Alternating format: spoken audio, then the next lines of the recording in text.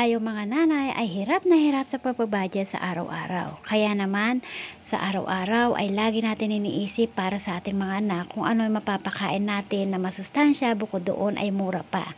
Kaya for today's video, samahan nyo ako magluto ng toge recipe. Dahil dito sa halagang 65 pesos lang, nakatipid ka na, nakamura ka pa, healthy pang mapakain mo sa iyong pamilya.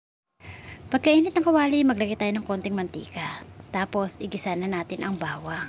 4 na butil lang ginamit natin ng bawang dito. At syempre, hindi na tayo kailangan pang bumili ng bawang dahil nga meron na tayo dito sa kusina.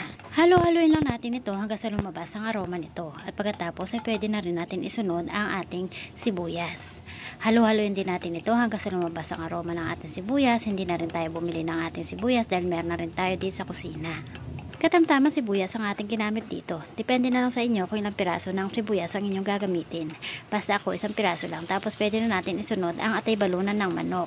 Halagang 50 pesos ang binili nating atay balunan ng manok. Dahil nga pansahog lang natin dito sa ating lulutuin. Pwede rin naman kayong gumamit na pansahog dito ay manok. Depende na lang sa taste ninyo. Basta ako para maiba, kaya atay balunan ng aking ginamit. Tapos, lagyan natin ng konting sabaw nito, yung hugas bigas. Pangalawang hugas bigas ang ginamit natin dito. Haluin natin ng konti, tapos takpan natin ito hanggang 3 minutes. At pagkatapos ng 3 minutes, pwede na tayo maglagay ng pampalasa. Lagyan natin ng konting patis, tansyahin lang natin ang paglalagay dahil baka mapaalat ito.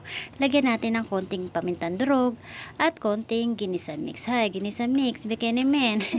Haluin lang natin ng konti at pagkatapos pwede na natin isunod ang toge. Biruin mo mga mare, nakabili tayo ng toge, 15 pesos lang yan. O diba, maniniwala ka ba? Ang dami, diba? Kung ganito ba naman kamura lahat ng mga bilihin na ba naman, sigurado tayong mga nanay kahit mayat maya magluto, diba? Ang sarap naman talaga magluto kapag mura ang mga ingredients, diba?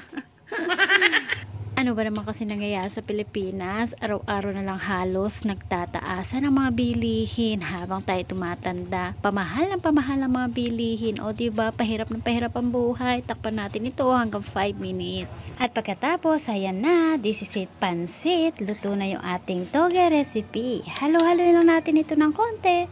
At pagkatapos ay pwede na natin patayin yung apoy para maiwasang ma-overcook ito. Akalain mo ba naman sa halagang 65 pesos lang nakatipid ka na, nakamura ka pa, masustansya pa ang ipapakain mo sa iyong pamilya, lalo na sa iyong mga anak, pati na rin sa iyong mister. At kung nagustuhan ninyo ang ating recipe for today, paki-like and share. Thank you for watching!